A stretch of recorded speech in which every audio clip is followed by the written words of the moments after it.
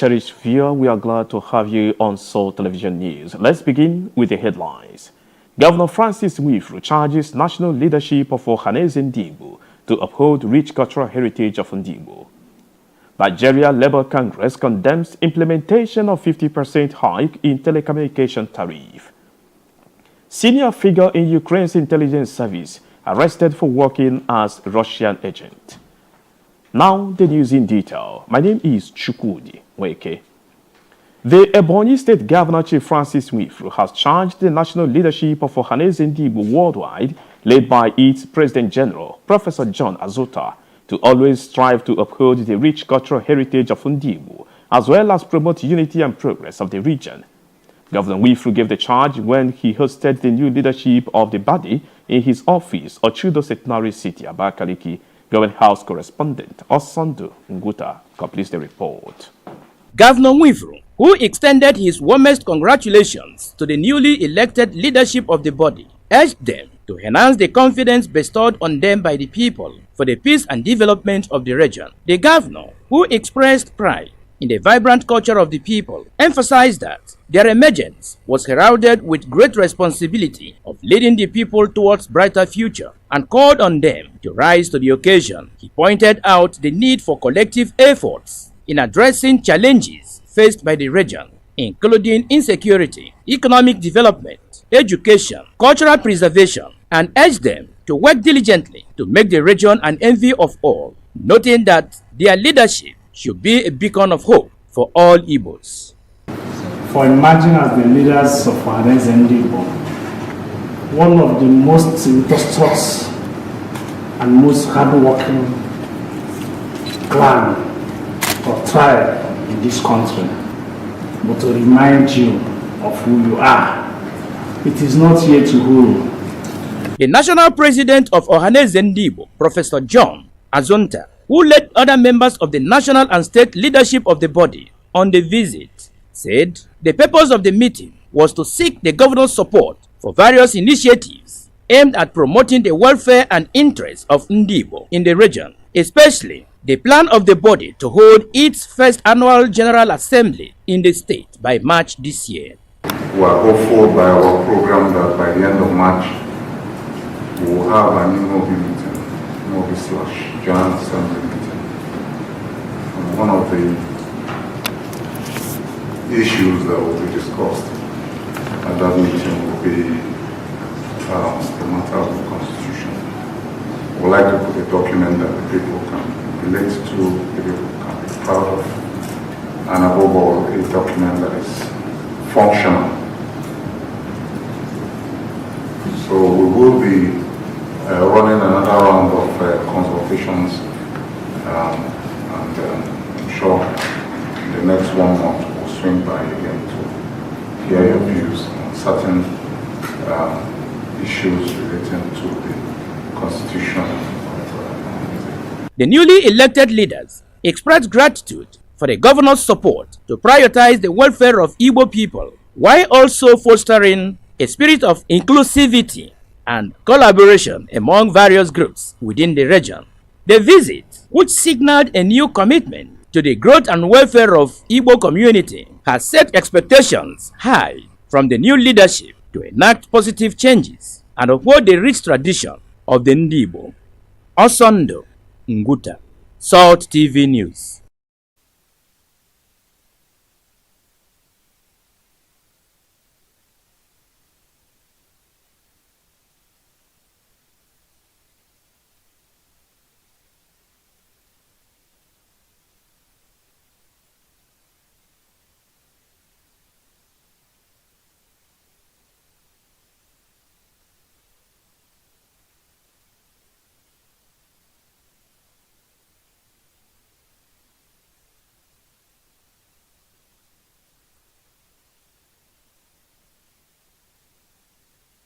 Which had led to significant unrest in the community amidst loss of life and property, with many individuals facing legal challenges as a result of the violence, received a positive turnaround following the governor's declaration of amnesty and rehabilitation. The initiative, which came after almost 4 years of strife was part of the governor's unwavering commitment to restore lasting harmony and promote reconciliation within the community.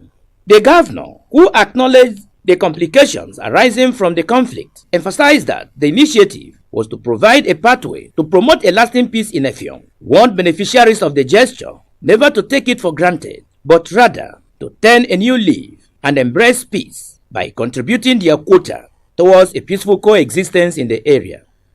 I am pleased to reaffirm our commitment to granting amnesty to our people. The path to peace is often paved with difficult choices. Today's decision to grant amnesty is rooted in the principle of justice tempered with mercy. It is a recognition that while the law must be upheld, there is also room for forgiveness and the opportunity for redemption. For the detainees, we understand that years of conflict and incarcerations may have left scars. But let this amnesty mark the dawn of a new chapter, one that is defined by hope, personal growth, and communal harmony. He further disclosed government plans to strengthen the peace that has been achieved in the area. As part of our long-term strategy for sustainable peace in the Effiong and Ezza-Effiong community, the Ebonyi state government shall undertake the following measures.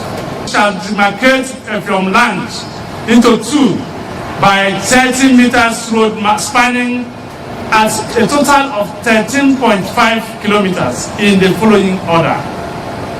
Effiong shall occupy the northeast part of Effiong land. Ezza shall occupy the northwest part of Effiong land.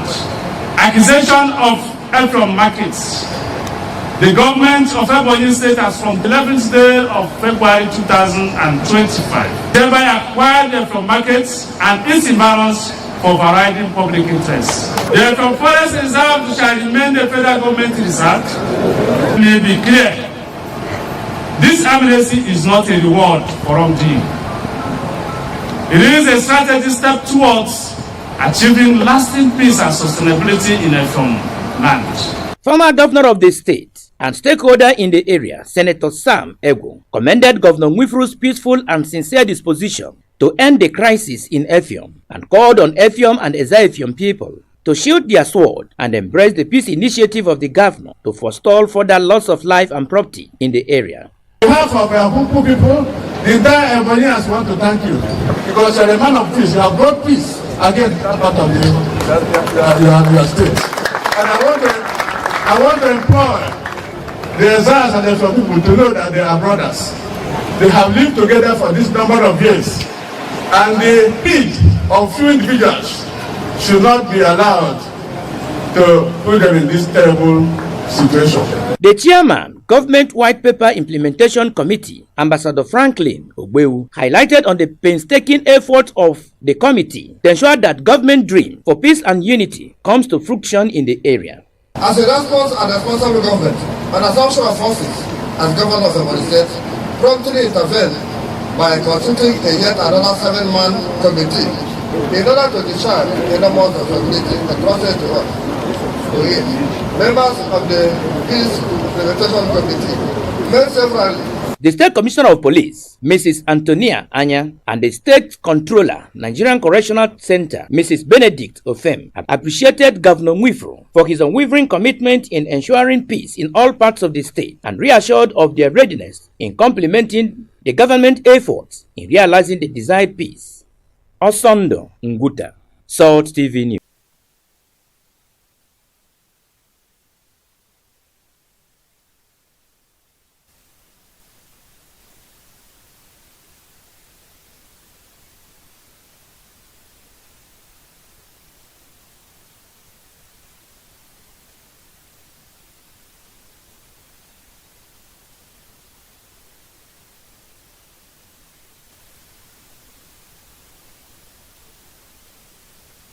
The death of the victims returning from Anambra State for the burial of their late father, Chief Augustine Nwagi, occurred at Ugwuonyama along Anambra-Enugu Expressway, claiming the lives of 11 persons in a family, including father, mother, 6 children, younger brothers, and housemaid. Chief Nwifuru, who said the incident affected the entire state, said he condoled the mother of the victim, prayed God to give the family, especially the aged mother, the fortitude to bear the irreparable loss. Because metutakwa bụ ibedo onwe abịago ha ndị ji nta bayabọta nọ o Chineke meru kono ya me echikwa ngwe kala ogu me ichange nyame nile ba Jesus. I'm akwarule as a state, there is no amount of money or ibobule even me akwa mo ibobule mo ikino chenya nwa onwe grema nwa oto sibaya yobuta mara Chineke betunge kala ogu. The brother to the victim, Mr. Ikechukwu Nwagi, said his late brother and family met their untimely death on January 25th, 2025, while returning for the burial of their late father, and pleaded with the government to enact a law that would make heavy-duty vehicles to ply only at night to reduce such accidents. If they are running in those daytime, it's very risky. So I'm begging the government to look into it. I'm full support of begging them to look into it so that they will be running in the night instead of the daytime. Okay, lastly. The chairman, Ebonyi local government area, Mr. Chineduburu, and the chief of staff, government house, Professor Mechago, said a tragic incident has happened to the people of Abofia, Agbaja community in Ebonyi. I think the Nigerian Senate is already doing something about it.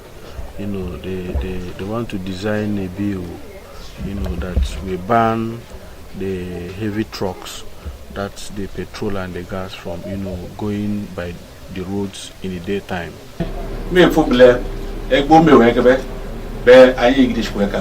One of the family members, Mr. Emeka Igwe, commended the state government for the visit and pleaded for their prayers in their bereaved moments. Pauline Nwanerienwe. May their souls find rest in the perfect bosom of the Lord. Ebonyi state government has revoked contract for Izo and Ameze housing estate for poor job execution.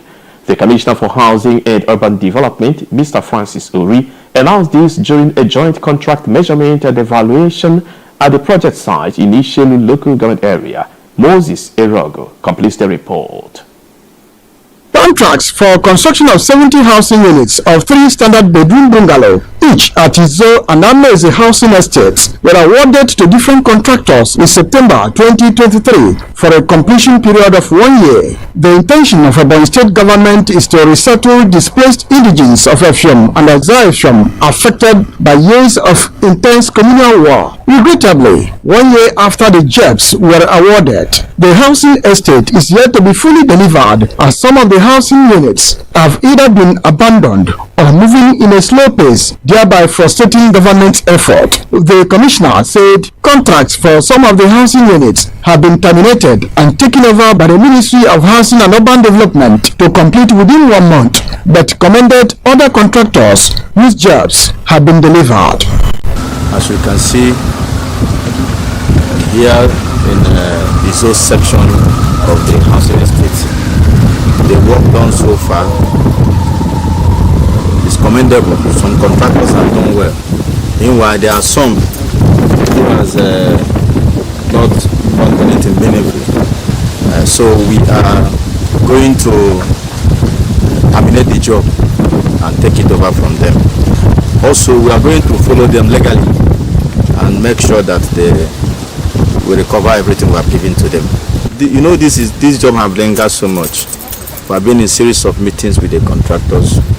We heard their side of the story, but the government has a stand. That stand is that this job cannot be reviewed, because as at the time they were mobilized 50%, if they were ready and invested the 50% mobilization given to them on the job, we wouldn't have been here by now. Situation was worse at Ameze section of the housing estate, where some of the buildings were still at the lintel level, while many others are at roofing stage.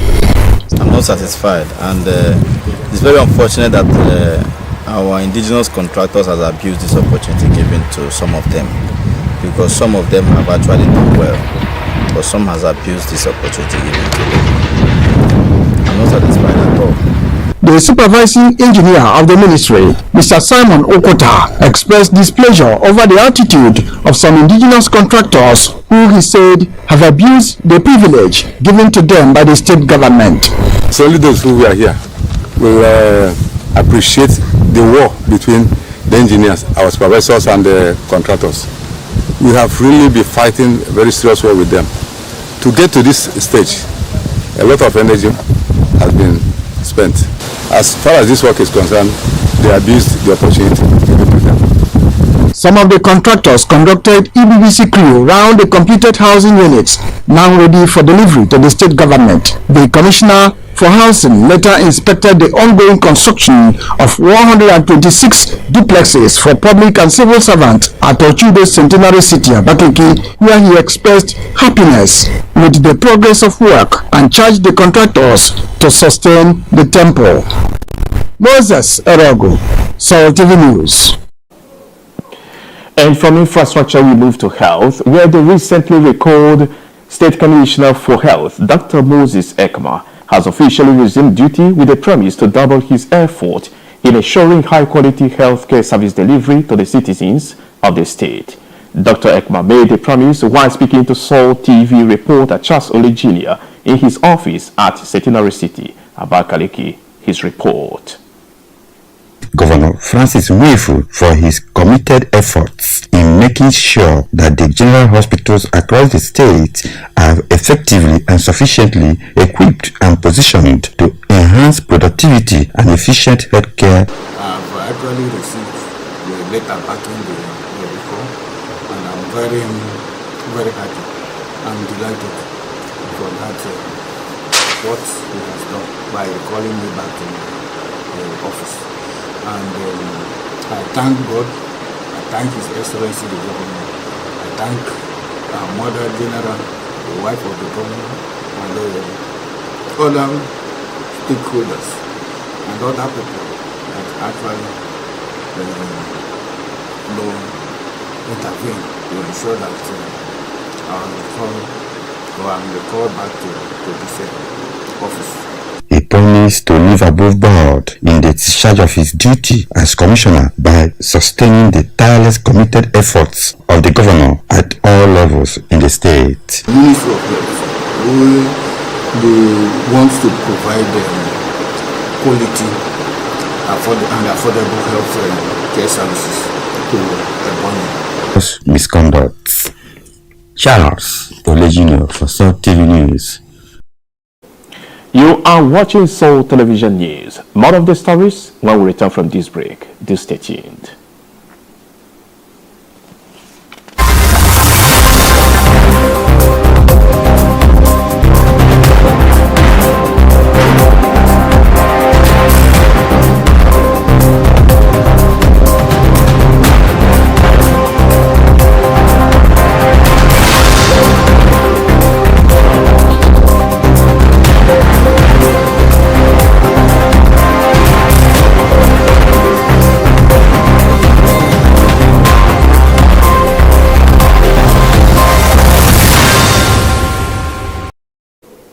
Welcome back. Now the rest of the items in the bulletin. Some stakeholders in Ebonyi State have commended Governor Francis Nwifuru for appointing people of goodwill and sound leadership attributes in the administration. The stakeholders made their feelings known when EBBC news crew went round Abakaliki metropolis to sample their opinions on the appointees of Governor Francis Nwifuru. The report.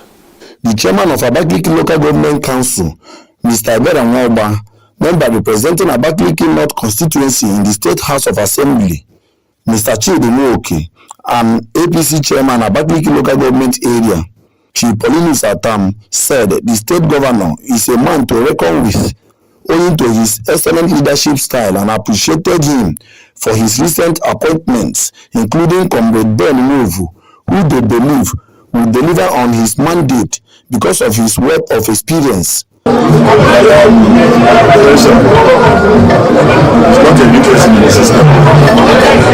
There are so many positions of trust, and he has delivered in all of them, and that is why he's been called to come and serve again.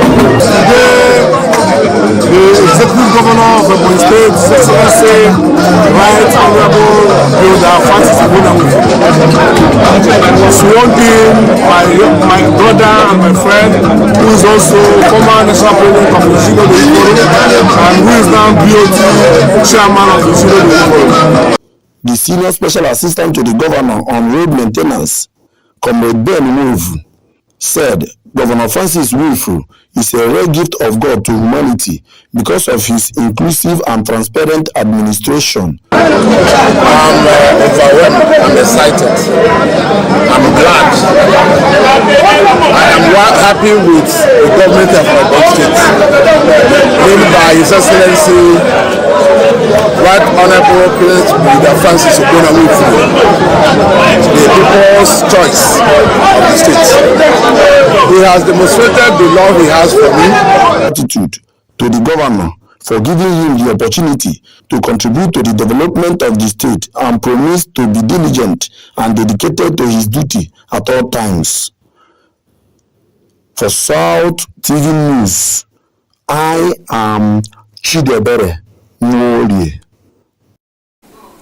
And away from politics, let's now go to the telecommunication industry, where the Nigeria Labour Congress NLC has condemned the implementation of a 50% tariff hike by telecommunication companies, demanding immediate reversal of the old tariff. The NLC and the federal government had earlier constituted a 10-man committee to deliberate on the tariff hike within 2 weeks and report back before any final decision would be made on the new telecommunication tariff. The report. Despite the agreement, telecom firms have proceeded with the increase, prompting NLC to issue a March 1 deadline for a total shutdown of their operations if the tariffs are not reverted. In a communique signed by the President, Comrade Joe Ajero, and General Secretary, Emma Ibuaja, following a meeting of the NLC Central Working Committee in Lokoja on Tuesday, the union accused telecom firms of betraying trust and disregarding due process by implementing the hike before the review by the 10-man committee. The Congress also criticized the government for its failure to protect the citizens from corporate exploitation. As a first step in resisting the tariff hike, the NLC has directed Nigerian workers and other willing citizens to boycott the services of MTN, Airtel, and Glo daily between 11 a.m. and 2 p.m. from February 13 until the end of February 2025. The NLC directed all its state councils to commence immediate sensitization and mobilization of their members and the general public within their jurisdictions. It also requested its affiliate unions to mobilize their members across the country to observe electronic silence during the designated hours. The union also at the meeting reviewed the ongoing discussions around the tax reform bills being considered by the government. And sadly, the national grid has collapsed again, plunging millions of Nigerians into darkness. The details. The collapse, which happened on Wednesday, is the first in 2025. Confirming this, in a post on X, the Ikeja Electricity Distribution Company reported that the system outage happened at 11:34 a.m. local time. Abuja Electricity Distribution Company also confirmed the development on X. This incident follows a pattern of instability, with the grid suffering about 12 consecutive collapses in 2024. And from the foreign scene, a senior figure in Ukraine's intelligence service is being arrested on suspicion of working as a Russian agent. The detail. The service did not name the man, who is said was chief of staff of its anti-terrorism center, but Ukrainian media quoting sources in the SBU say he is called Demetru Kozura. Local media showed him handcuffed while being arrested by SBU head Vasil Maluk. A statement said there were at least 14 instances in which the suspect, who is described as a rat, had collected and transmitted information to Russia. And to end the news, the recap of the major stories that made the bulletin. We informed you that the Ebonyi State Governor Chief Francis Nwifuru has charged the national leadership of Ohaneze Igbo worldwide to uphold the rich cultural heritage of the Igbo nation. The governor gave the charge when he hosted the new national leadership of the organization. The Nigeria Labour Congress NLC has condemned the implementation of a 50% tariff hike by telecommunication companies in Nigeria and demanded immediate reversal. We also informed you from the foreign scene that a senior figure in Ukraine's intelligence service is been arrested on suspicion of working as a Russian agent. That's the news. My name is Chukwudi Weke. Thanks for your time.